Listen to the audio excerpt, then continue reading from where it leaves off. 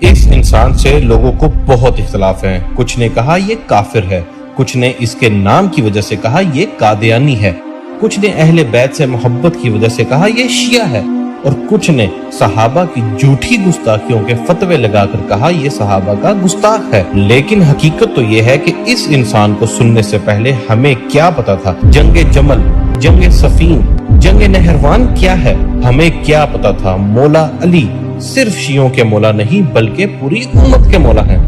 ہمیں یہ تو پتا تھا کہ حضرت عمار کے ماں باپ کا قاتل ابو جہل ہے، لیکن ہمیں کیا پتا تھا کہ حضرت عمار کا قاتل کون ہے؟ ہمیں کیسے پتا چلتا حضرت خالد بن ولید کتنے باکردار شخص تھے؟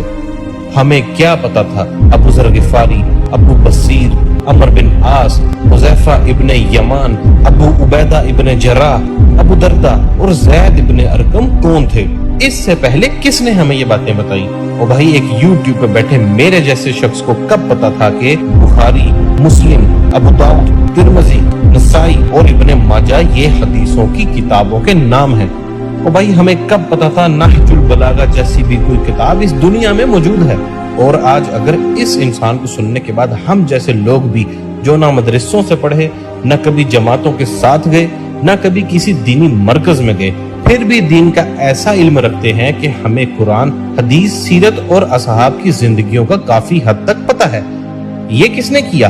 اللہ تعالیٰ نے اس انسان کو ہماری ہدایت کا ذریعہ بنایا۔ اور دوسری طرف اس کے خلاف بولنے والوں کو بھی سنا کہ شاید وہ یہ بتائیں کہ قرآن کی فلاں آیت غلط بول رہا ہے، صحیح آیت یہ ہے، فلاں حدیث غلط بولتا ہے، صحیح حدیث یہ ہے۔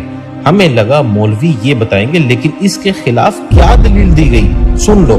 یہ قادیانیت اور رفض کا جو مکسچر ہے یہ شخص، یہ جہنم کا جہنمی، اور سن رہا ہوگا اس بھیڑیے نے وہ چیز کھینچ کے اللہ کے مقدس ولیوں پر لگانے کی کوشش کی، اس رافضی لونڈے نے وہ چیز ان ولیوں کی طرف جو ہے وہ معاذ اللہ منسوب کرنے کی کوشش کی۔ یہ صرف بند کمرے میں بیٹھ کر لمبی لمبی پھینکنے والے لوگ ہیں یہ۔ اس کے بعد بھی کم وقت اگر تو یہ کہتا ہے نا کہ مناظر جھگڑا ہوتا ہے، سمجھ تو لوگوں کو الو بنا رہا ہے بیٹھ کے۔ تو علمی کتابی نہیں ہے، تو دنیا کا سب سے بڑا فسادی ہے، جس کا کام، جس کو وقت کو بٹھایا گیا ہے صحابہ کے خلاف بھونکنے کے لیے، تیرا کام یہی ہے۔ تو وہ اہل سنت میں سے لوگوں کو خریدتے ہیں جنہوں نے لبادہ اہل سنت کا پہناوا ہوتا ہے، اور حقیقت میں وہ رافضیت کے گندے نطفے ہوتے ہیں، جس کی بہت ساری مثالیں ہمارے سامنے موجود ہیں۔ اسحاق جھال والا مردود اسی قسم کے انسانوں میں سے تھا، انجینئر مرزا مردود اسی قسم کے انسانوں میں سے ہے۔ رافضیت کے پیسوں پہ پلنے والا، ایران کے ٹکڑوں پہ پلنے والا یہ جانور